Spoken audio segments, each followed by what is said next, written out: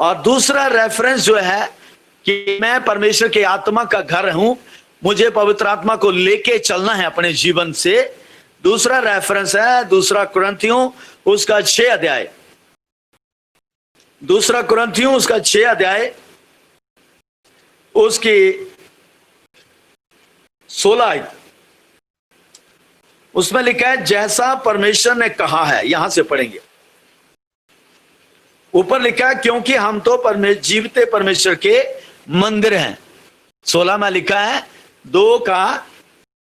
दूसरा कुरिन्थियों 6 का 16, क्योंकि हम जीवते परमेश्वर के मंदिर हैं। ऑलराइट, सो अपने आप को मंदिर बना के रखो प्रियो, इसे अशुद्ध मत होने दो। इसके अंदर कोई कड़वाहट, दोष, द्वेष, कला, लड़ाई, झगड़े, बैर, विरोध, बीमारियां, गंदे काम, शारीरिक और सांसारिक, ये शैतानी विचार इनके अंदर मत आने दो। हालांकि आते हैं, आने की पूरी कोशिश करते हैं। शैतान हमारे पीछे पड़ा रहता है, फाड़ खाने वाले सिंह की नाई, कि मैं कब इसको पकड़ूं। लेकिन जैसे ही हमारे मन में कोई विचार आता है जो शत्रु का है, शरीर का है, हम उसका खंडन करते हैं। कैसे? यीशु मसीह नासरी के नाम से कहते हैं अभी इसी घड़ी दूर हो जा, क्योंकि वो जो विचार है वो शत्रु का आया है, गलत विचार है। और शत्रु अच्छी तरह जानता है कि ये प्रभु यीशु कौन है, हमारे से अच्छी तरह जानता है। वो डरता है, कामता है, तड़तड़ाता है।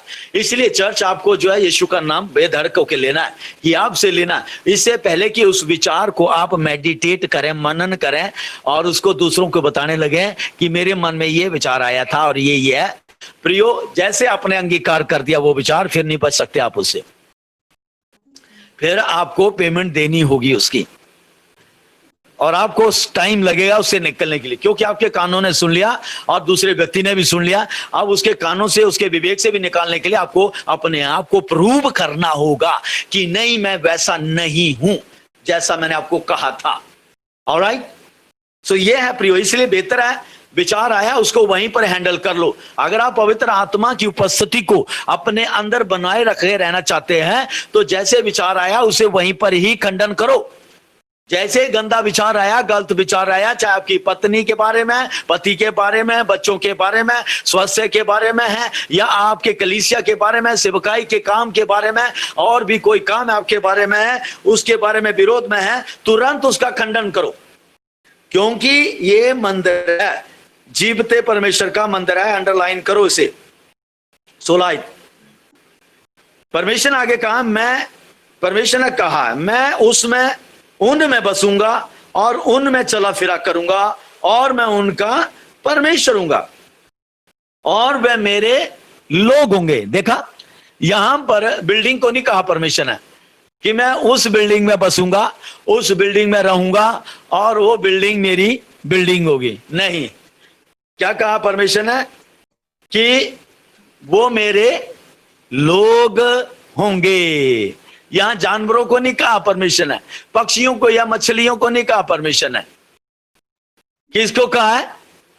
हमें, मुझे और आपको। और मैं और आप कौन है? विश्वासी हैं। हालेलुया।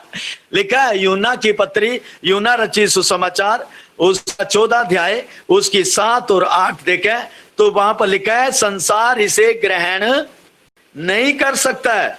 संसार इसे ग्रहण नहीं कर सकता क्योंकि संसार उसे नहीं जानता है। आमीन। तुम उसे जानते हैं। 14 अध्याय उसकी